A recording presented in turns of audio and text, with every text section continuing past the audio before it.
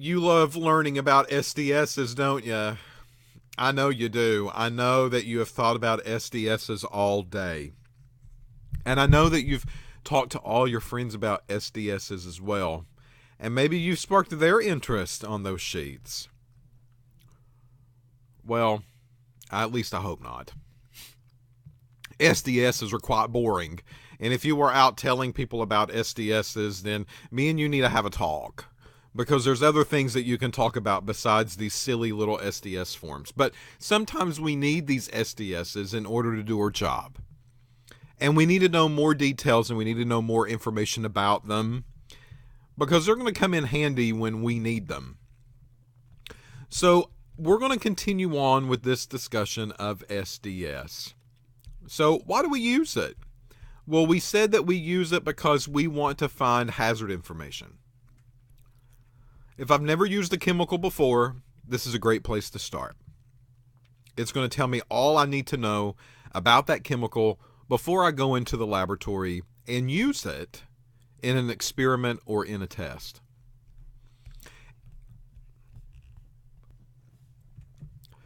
Other than hazard information, we can also talk about handling information. So these are the safety precautions that I need to do when I use it. These are the safety precautions about where I store it, but handling it as well. So after I get finished with it, what do I do? How do I dispose of it? Where does it get stored? Do I need to keep it with a certain type of chemical? Do I need to keep it by itself? Do I need to keep it refrigerated? These are the things that I will also find in the SDS. Again, it gives me insight on how to fully treat and respect the chemical. Like we said before in the previous video, not all SDSs are the same. And I'm really going to put MSDSs here. Because again, the SDS was formed because they wanted more consistency in these sheets. So the MSDS, which are the older forms, they're not as consistent, they're not the same quality, they are not identical.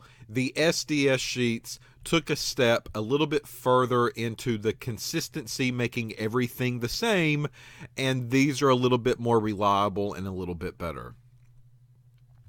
So one of the basically areas of an SDS that I would flip to if I looked up the SDS of a certain chemical will basically be the safety and the exposure sections.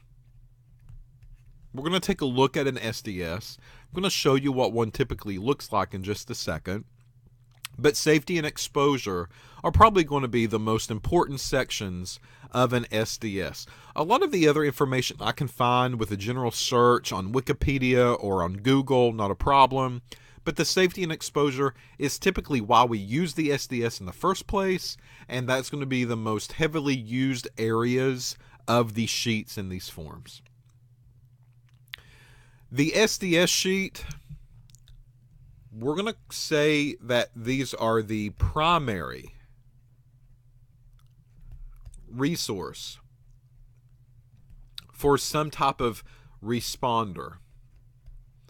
When I talk about responders, these could be medical responders, such as people in an ambulance that's coming to get you on the scene. It could be your fire department. It could also be the police department. Anyone that you're calling to come and help you or provide you aid. If a chemical is involved, then the SDS sheet is going to tell them what they need to know about that particular chemical. Keep in mind, they are not chemists by trade. They probably have no experience working or handling this compound or chemical. But the SDS sheet is going to be written in a way for them to understand it. And if you read it and understand it, you can walk away knowing how to safely use and handle this particular chemical without a problem. If you're working in a laboratory, they have heavily encouraged us to take our MSDS sheets, get rid of them, and we're going to update into SDS sheets. This means if you update them, you're going to have to put in a number of hours to research and print all of the current SDS sheets that are out there in the new format. So if you're working for a laboratory and you're seeing the MSDS still getting used, you need to tell them to get rid of that MSDS, and you need to persuade them to update their files and to give you a SDS folder instead. Again, the whole point of this is to make sure that everything is more consistent. We're aligning ourselves closer with the global harmonization requirement, and we want to make sure that there's no inconsistencies when we can help it in the information that's getting provided to the employees of a laboratory. So that's the number one thing that you want to do. Now, this is for hard copy. So we said electronic copies are out there as well. The electronic copies, those are going to be easy. Those are going to be updated. You just keep a database of them on a computer somewhere around, and you're going to be okay. The problem is that some people, maybe they will not know the login to the computer if you require a username and password, and you are in violation if that's the case, because someone like a emergency responder could need access to these SDS sheets, and if this computer is not set up in a way that they can access those SDS sheets, then you are in violation of accessibility for these sheets to not only the employees but to these responders as well. So just keep that in mind.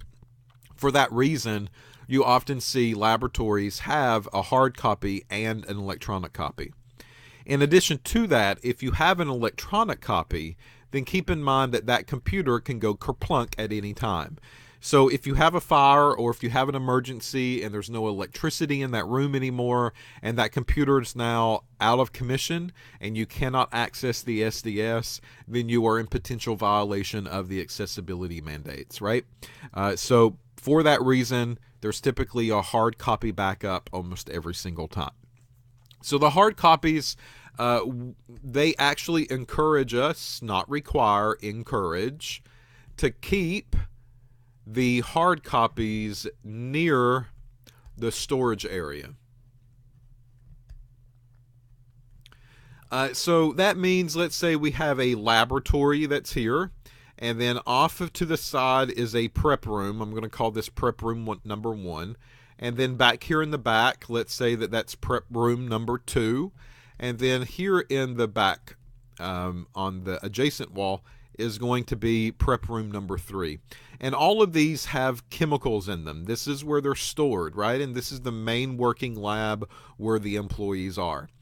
What they actually encourage us, which is a good idea, is all the chemicals in storage room number 1, they have SDS folders that are near that storage room. The same thing is going to happen to number 2.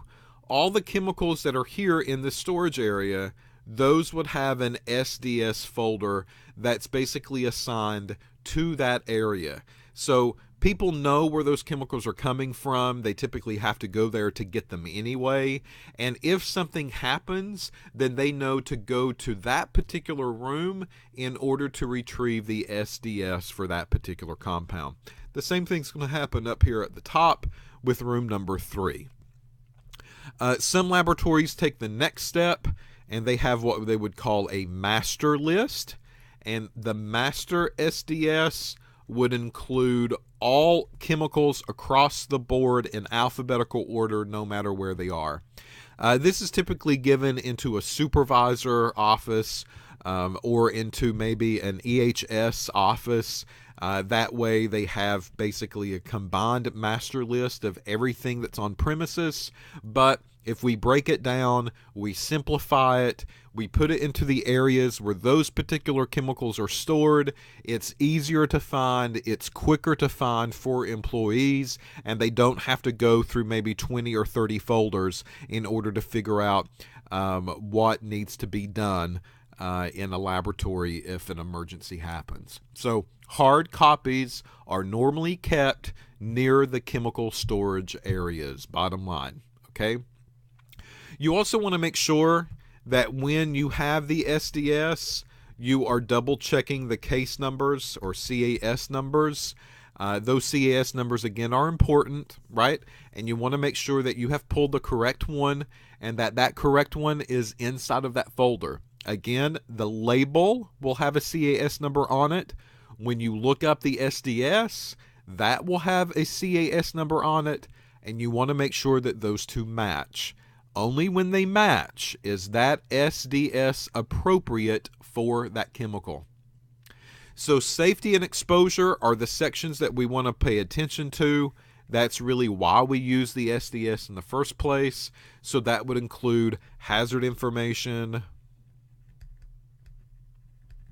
maybe some physical and chemical properties, and some toxicology studies. So those are the things that someone would look for because if you're using an SDS, you are probably unsure of how to handle a chemical and how to store a chemical and how to dispose of a chemical, and those SDS sheets will tell you how to do that almost every single time. Okay? So what I've pulled up here is a MSDS for basically water, something that you're very familiar with, something that you're comfortable using. Up here at the top, notice that the triangle is present, and it's the blue, red, yellow, and white triangle. The NF triangle is what you see up here at the top. And then over to the side, you see basically a breakdown or a table. Each one of those has 0 listed, which basically means there's no hazards really associated with it if this stuff catches on fire, right? So water caught on fire, 0, 0, 0. Nothing's really going to happen. Section 1, the chemical product and company identification. Again, now keep in mind, this is MSDS, not SDS, so there's a little bit wiggle room that can happen here into the format. But this is where we're seeing the name and the company and basically the CAS number. Right here's the CAS number, 7732-18-5. That means no matter the company, no matter who makes it, water is water. So that water has a CAS number that's associated with it. All the way down, you see some contact information about the company that has provided this chemical. Section 2 is the composition and information on ingredients. So it says water, 100% by weight. It's just really a pure compound and that's it. Nothing more, nothing less. Section 3 says hazard identification. Non-corrosive for skin, a non-irritant for skin, a non-sensitizer for skin, a non-permeator by skin, non-irritating to the eyes, non-hazardous in case of ingestion, non-hazardous in case of inhalation, non-irritant for lung, non-sensitizer for lung, non-corrosive to the eyes, and non-corrosive for the lung. Notice what they have basically placed a focus on. It's skin or dermal exposure. It's inhalation exposure.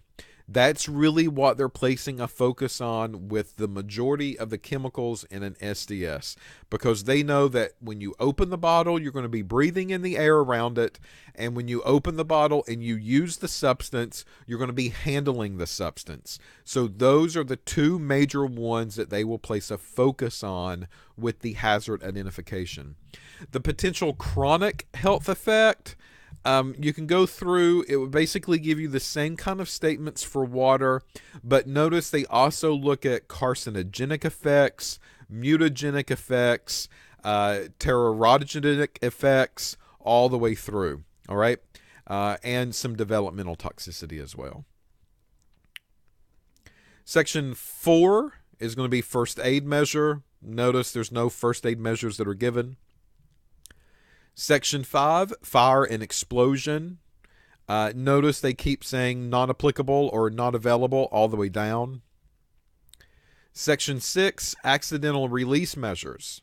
Okay, so if I spill it, I should mop it up or absorb it with an inert dry material. What? And place in an appropriate waste disposal container. Well, if I didn't know anything about water, that almost would make me believe that I would need to bring out a spill kit and use something like sand to suck up water if I spill it and place it in a waste disposal container, which I might assume needs to be a special container just for it. If it's a large spill, I do the same thing. Absorb with an inert material and put the spilled material in an appropriate waste disposal. Notice how vague these statements sometimes are. Section 7, handling and storage. No specific safety phase has been found applicable for this product. Storage, not applicable. Section 8, exposure controls and PPE. Not available. Personal protection, wear safety glasses and a lab coat. Oh, so we are in violation of the SDS form every single time we're in our kitchen using water from our faucet because we do not have safety glasses on and we do not have a lab coat on. Every time we drink water out of a water fountain, we are in violation of the SDS because we do not have safety glasses on or a lab coat on because we're exposing ourselves to water. Common sense, people. Seems like we've lost that as the years go by. Section 9, physical and chemical properties. Well, it gives me a little bit of info about water as a whole. All of that info can be easily found on something like Wikipedia. Section 10, stability and reactivity. This product is stable. Everything else is not available. Well, SDS is sure not telling me a lot, is it? Section 11, toxic information. Routes of entry, absorbs through the skin. Oh, it makes me believe that that is bad, right? Water, if it gets on my skin, it's going to absorb through my skin and I need to watch out for it. Eye contact. Oh no, don't get it near my eyes. Again, these things are overstated. Toxicity to animals. You will often see those levels listed in the SDS. They re-sum up all of the hazards that are associated with the compounds here. Section 12, ecological. Not available. Section 13, disposal. Waste must be disposed of in accordance with federal, state, and local environmental control regulations. Are you kidding me? It's water. They want me to call up my state or local environmental control regulator and say, how do I dispose of this water that I'm using in the lab? Well, the SDS tells me to. Again, common sense. Section 14, transport information. It's not a DOT-controlled material. Well, that's good. And Section 15, other regulatory information. Anything else that I need to know that concerns that chemical is going to be listed in 15. And Section 16, other information. And here's the disclaimer. The information above is believed to be accurate and represents the best information currently available to us. However, we make no warranty. There you go. That completely takes the legal ramifications away from the company that has supplied this water to you to use in a laboratory. In no event shall ScienceLab.com be liable for any claims, losses, or damages of any third party, or for lost profits, or any special, indirect, incidental, consequential, or exemplary damages. Again, the MSDS sheet and the SDS sheet are not legal documents. It is information provided for you that is mostly accurate, and you can use it however you see fit. Now, if you look at the different sections and how this was divided up, you will see that this pretty much meets the ANSI standards that we've talked about, right? So because of that, this company made a decision to follow that format that was recommended, because this is an MSDS sheet. But now, SDS sheets have to follow that format.